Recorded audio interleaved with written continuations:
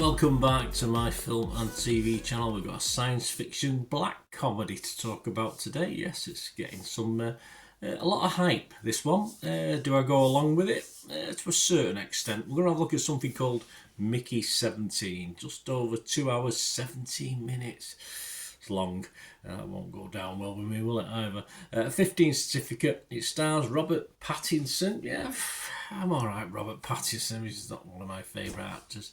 He's in the title role of this. We get to see more of him than perhaps, or I perhaps wanted to. He's okay, don't get me wrong. He's alongside Naomi Ackie, Stephen Yeun, Toni Collette. Yes, I always enjoy watching Toni Collette. And Mark Ruffalo. We'll have a quick word on him in this role as well. And it's set in the future.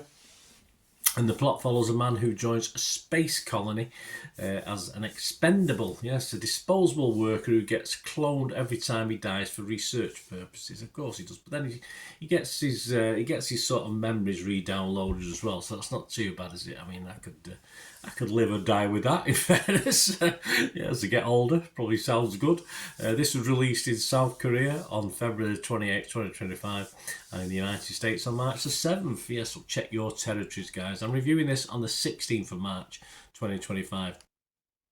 My thoughts on this, I'll give you some couple of critiques as well that I will comment on. I think this just about works. Overall, though, it does have its silly rather than funny elements at times. It would have been better for me clipping, as I said, we'll get back to the running time, certainly clipping 20-30 minutes off this 2 hour plus run time. I thought it would have been a tighter, much better film.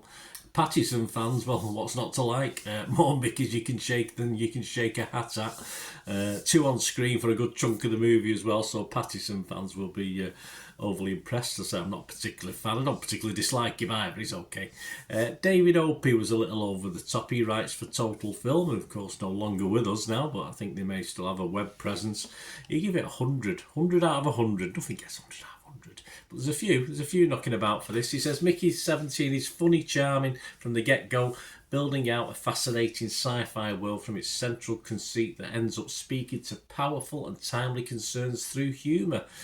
Seen it all before. Satire and exhilarating genre elements. Bong Joon-ho's, that's why it released in South Korea, of course, best English movie to date, and arguably Robert Pattinson's best movie ever. There you go.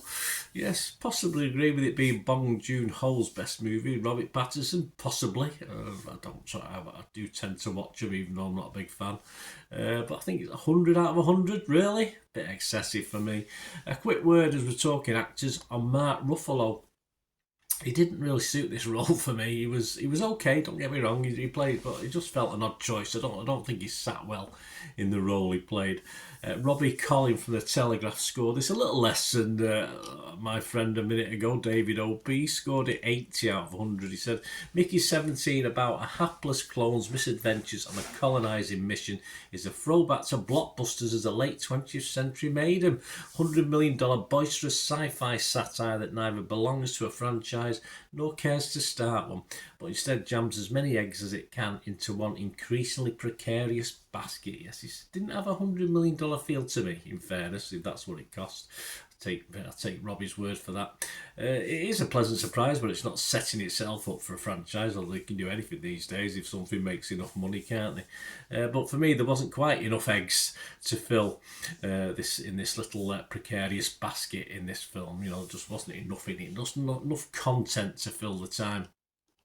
Helen O'Hara from Empire Film Magazine gave it 80. She said, like Mickey himself, it's goofy and a little inconsistent, but it's also funny, thoughtful and more plausible than we might like. A charming space oddity for these unusual times. Thanks for the cliches, Helen. I sort of agree, but I sort of agree more with Hugh Montgomery from the BBC. Not like me to agree with the BBC particularly, but he gave it 40 out of 100. He said, again and again, lines and scenes strain for comic effect, but fail to deliver the goods. This one key element, he goes on to say, that makes the movie feel overly long.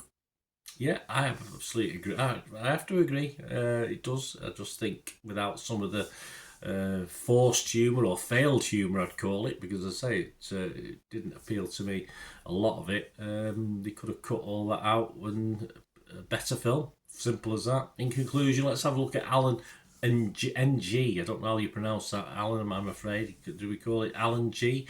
Film Fret website. He only gave it 50 out of 100. He said, Bong Joon-ho delivers his signature visual flair and Robert Pattinson fully commits to the existential dread of his endlessly disposable character, the film struggles to keep its high concept ideas fresh past the first act. I would disagree with that. It is a very good first act, but there are some good moments spread around this in the 2 hours 10 minutes plus. Beyond that solid first act. But as I said, again, coming back to it, sounding like a stuck record. I think it would have been better as a 90 to 100 minute film rather than over 2 hours. What about other scores? Rotten Tomatoes, positive 7.2 out of 10. That's 284 critics. 222 were fresh. Big chunk of rotten though, 62. So, it wasn't universal, of course. The website's consensus, Mickey17 finds Bong Joon-ho returning to his forte of daffy sci-fi with a withering social critique at its core. Proving a long way, you can never have too many Robert Pattinsons. Well, you probably can, actually. Metacritic, we use a weighted average. Give this film 72 out of 100 based on 60 critics. 44 were positive, 15 mixed, and just 1 negative. The Rotten Tomatoes audience, Joe Public, 3.7 out of 5. 73% positivity. Metacritic users 6.1, that's fine. And Internet Movie Database, over 40,000 scores and reviews as I'm recording this, and it's getting a 7.1 on Internet Movie Database. So what about my scores? Well, on Rotten Tomatoes I gave this a fresh rating. Metacritic, I give it a positive rating, and on Internet Movie Database, yes, I give it a 6.5. Give it a 6.5. So I say, even despite I did have problems with it, there's enough in here to warrant it as very watchable, and I would recommend it if you like a good, if you like a sci-fi. I'm not going to say it's good or not. You let me know if you think it's good or not. That's the whole idea. So I'll give it a 6.5 out of 10 anyway. Let us know your thoughts, guys. Let us know your comments. Let us know your scores. It'll be wonderful to hear. And please, you can follow me on my socials, or if you like what I try and do on the channel, I try and give an overall wide opinion, not just my own, but other people's opinions on films, and recommend whether you want to watch it or not. And I'm always welcome to your critique, which is really nice. So, if you do like what I try and do, guys, if you want to try and support the channel, there are ways of doing that. It doesn't necessarily cost you any money. You can just watch an ad or follow a link or something like that. All helps. Watch, with the watch hours and stuff like that.